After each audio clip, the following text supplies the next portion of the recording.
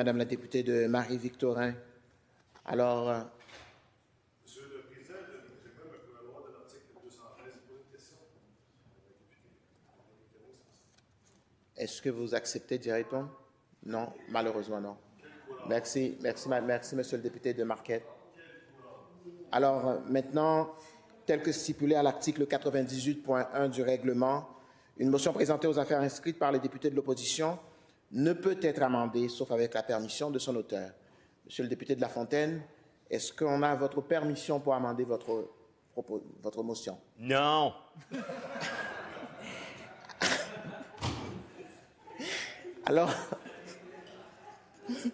Alors, nous allons poursuivre le débat, monsieur le député de La Fontaine, sur la motion, sur le fond de votre motion. Merci. C'est le 10 minutes protégé du motionnaire, monsieur le Président? Vous avez exactement 10 minutes pour votre réplique. Parfait. Non! On ne va pas accepter l'amendement du PQ. Non! Et ce nom est québécois, monsieur le Président. La motion du PQ, qui parle du même côté que la CAQ, c'est quoi la différence entre le chef de la CAQ et le chef du PQ? Je la vois pas dans beaucoup de dossiers, monsieur le Président. Et là, je le vois, le rapprochement intellectuel, les grands intellectuels, le chef de la CAQ et le chef du PQ, qui sont du même côté de la clôture sur le projet de loi 2. Le 27 octobre dernier, le chef du PQ a dit, et je le cite, « Un gouvernement du PQ va conserver cette réforme-là. » Parfait, c'est clair, on sait où il loge. Alors, tout ce qu'on voit présentement, tout ce qu'on voit dans le projet de loi, et l'amendement, monsieur le Président, c'était quoi l'amendement du PQ, celles et ceux qui nous écoutent à la maison? Puis retenez ça de grâce, hein? Retenez ça de grâce, il y a des élections qui s'en viennent. Il disait, le PQ dit, on suspendrait les éléments de la loi les plus problématiques. Bien, pour nous, au Parti libéral du Québec, toute la loi est problématique, puis on ne va pas accepter de garder les éléments qui sont moins problématiques. Alors, s'il rédige la prochaine question du référendum avec une telle ambiguïté, monsieur le Président, là, bien, les Québécoises et Québécois pourront, si d'aventure Dieu nous en préserve, bien, voter non à un prochain référendum avec une question alambiquée comme ça. Hey, il dit, collègue du Parti québécois, ah, bien, nous, on mettrait de côté les éléments les plus problématiques. Toute la loi, soyons clairs, est problématique. Le chef du PQ a dit qu'il garderait cette réforme-là. Parfait. CAQ, PQ, PQ-CAQ, même affaire en santé, même approche. On va s'en rappeler, ça, monsieur le Président. Alors non, on ne va pas accepter l'amendement du PQ. Une fois que j'ai dit ça, monsieur le Président, le message qui a été envoyé, et notamment le message du docteur Marcel Guilbeault, médecin de famille en Outaouais. Puis j'entendais la collègue de Marie-Victorin dire « Ah, ben, on n'a pas besoin d'entendre les critiques de l'opposition. » Ah, ben raison. Qu'elle ne s'occupe pas des critiques de l'opposition, mais qu'elle s'occupe des critiques qu'on entend sur le terrain, pas juste les médecins. Partout dans le réseau, le Collège des médecins, les milliers de Québécoises et Québécois qui étaient réunis en fin de semaine, les dizaines de manifestations partout sur le territoire québécois, monsieur le Président, les patients qui sont en attente d'une chirurgie depuis des années. Et là, la CAQ, qui les a abandonnés pendant 7 ans, essaie de sortir un lapin de son chapeau, qui est un lapin nocif, qui va venir attaquer directement davantage le petit peu de soins qu'on pouvait donner à notre monde. Dr Marcel Guilbeault, pour le collègue de Chapelot, qui se plaisait, faut-tu être déconnecté, à citer l'Odyssée d'Homère, Ulysse et le chant des sirènes. Là, monsieur le Président, là, il est temps qu'il aille prendre une pause. Je pense qu'il est temps qu'il aille... Faut-tu être déconnecté, le chant des sirènes, qui écoute donc ces médecins, qui écoute donc le docteur Marcel Guilbeault en Outaouais, médecin de famille, qui dit, je le cite, « C'est un problème d'organisation du réseau, de manque de personnel et de manque d'organisation.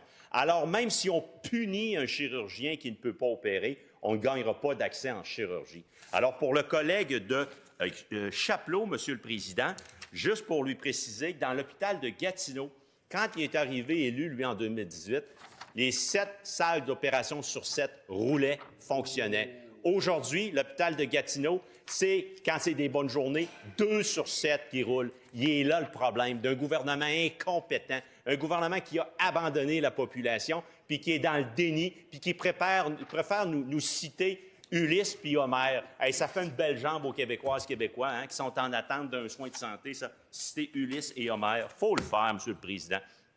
On repousse les limites de la déconnexion.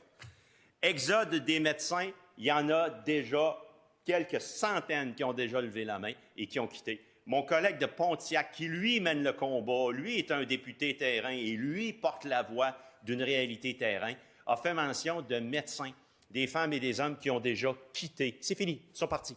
C'est fini, ils sont partis. Si avant le mauvais projet de loi 2, on avait des problèmes d'offrir des services et des soins de santé, bien, Monsieur le Président, c'est encore pire aujourd'hui. Et là, le premier ministre s'entête. S'entête parce qu'il ne veut pas que son ministre de la Santé démissionne, s'entête à le protéger, puis à dire « continue, ça va bien, ça va bien ». Monsieur le Président, je réitère ce que je vous ai dit plus tôt. La loi 2, là, ça ne marchera pas. Ils n'auront pas le choix de reculer. Parce que ce n'est pas juste de casser les médecins. C'est dans tout le réseau, on voit une démobilisation. Entre autres, les cliniques. Et cet après-midi, je donnais une entrevue à TVA. Il reste encore 2 collègues sur 3 députés caquistes en Abitibi-Témiscamingue.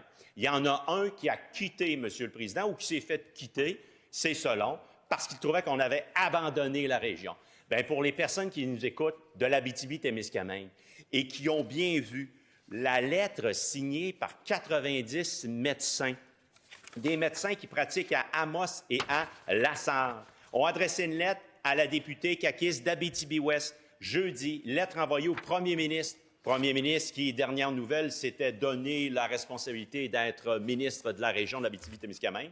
Bien, le premier ministre n'a toujours pas répondu. Eux, c'est un cri du cœur. Ces 90 médecins-là qui sont sur le terrain, qui ont leur région à cœur. On ne viendra pas me faire dire, Monsieur le Président, qu'ils n'ont pas le droit de citer, puis que ce qu'ils disent, bien, ils n'y ont rien compris, puis qu'ils ne comprennent pas ça.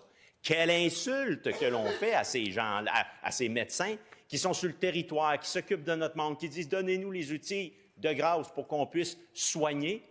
Bien, pourquoi on les considère du revers de la main en disant « vous n'avez pas compris, on va vous envoyer un webinaire parce que vous êtes lent à comprendre ». Les 90 ont signé une lettre à la députée caquiste d'Abitibi-Ouest et au premier ministre en disant, je les cite, « La loi 2 ne renforcera pas l'accès aux soins, en diminuera la qualité et alourdit le climat de travail déjà tendu dans notre région. Nous demandons du jugement, de l'écoute et des solutions qui tiennent compte d'une réalité terrain. » Fin de la citation. Ça, c'est un message qu'on entend de l'Abitibi-Témiscamingue, que moi, député libéral de Montréal, mais qui quand même a à cœur d'amener ces réalités-là à l'Assemblée nationale. Moi, je ne suis pas député de l'Abitibi-Témiscamingue, mais on va continuer à porter ce combat-là, à porter cette voix-là. 90 médecins de terrain à Amos et à Lassar qu'on n'écoute pas. Voyons donc, Monsieur le Président, on a repoussé les limites d'un gouvernement qui ne s'occupe pas de notre monde, qui les a abandonnés. Puis ce qui se passe en Abitibi, ce dont mon collègue de Pontiac a témoigné en Outaouais, ce qui se passe en Gaspésie, sur la Côte-Nord, encore dans la revue de presse, ce matin, il y avait une clinique sur la Côte-Nord qui va fermer à cause du projet de loi 2. On a-tu besoin de perdre 6 médecins de famille sur la Côte-Nord, Monsieur le Président? Puis on le voit partout, partout. Dans le comté de Beauce-Nord, du collègue de la CAQ, on a fait mention la semaine passée d'une clinique qui est frappée de plein fouet, une clinique qui offre des soins, 550 interventions à toutes les semaines, interventions chirurgicales mineures, qui a une collaboration magnifique. Ça, c'est la clinique Robert Clich avec le CIUS, clinique médicale de Saint-Joseph. Ils le disent en toutes lettres. Occupez-vous de nous. Le projet de loi 2, la loi 2, c'est la mauvaise approche.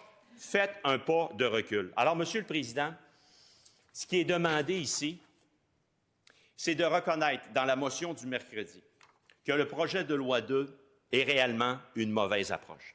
Et là, la fameuse bataille de l'opinion est perdue pour la CAQ. Tout ce qui lui restait, c'est de dire, selon nos analyses, les Québécois nous suivent. Les Québécois et les Québécoises ont abandonné la CAQ. Je ne parle pas des sondages d'opinion. Ils vont régler ça comme ils le voudront, Monsieur le Président, aux prochaines élections. On sait ce qui s'en vient. Maintenant, dans ce dossier-là, ils ont clairement dit, dans un sondage d'opinion, à une vaste majorité, une majorité nette, que le projet de loi 2, ils ne sont pas en accord. Ils sont contre le projet de loi 2. 47 versus 27. Et ils pensent que les effets vont détériorer le réseau de la santé, 48 contre 18 Alors, la bataille de l'opinion, la bataille des autorités ne sont pas capables de trouver, Monsieur le Président, un seul médecin capable de dire « Écoutez, on appuie cette réforme-là », mais au-delà des médecins, dans tout le réseau, partout sur le terrain, nous, on est là pour les patients. Alors, l'objectif de la motion du mercredi, c'est de voir comment chaque député caquiste qui seront là lors du vote vont se positionner et entendre tout ce qu'on entend sur le terrain. Vont-ils voter contre une motion qui dit que le climat est démobilisant? Vont-ils voter contre la proposition qui est faite de suspendre le temps de relancer le dialogue? Les Québécoises et Québécois vont vous regarder voter. Puis faites-vous-en pas. Le jugement s'en vient. Merci, Monsieur le Président. Bravo.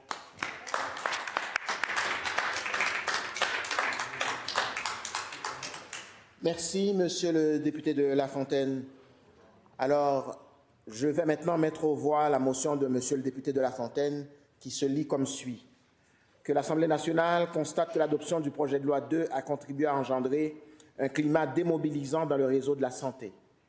Que dans l'intérêt des patients, l'Assemblée nationale demande au gouvernement de suspendre la mise en vigueur de la loi visant principalement à instaurer la responsabilité collective quant à l'amélioration de l'accès aux services médicaux et à assurer la continuité de la prestation de ces services, le temps de relancer le dialogue et de trouver une voie de passage. Cette motion... Oui. Un vote électronique a été demandé, Monsieur le leader adjoint du gouvernement. Alors, conformément à la demande du leader du gouvernement, le vote sur la motion de Monsieur le député de Lafontaine sera tenu à la période des affaires courantes de demain. Monsieur le leader adjoint du gouvernement. Président, je vous demanderai de bien vouloir ajourner nos travaux à demain, 9h40, s'il vous plaît. Cette motion est-elle adoptée? Adoptée. En conséquence, nous ajournons nos travaux à demain, jeudi 13 novembre 2025, à 9h40.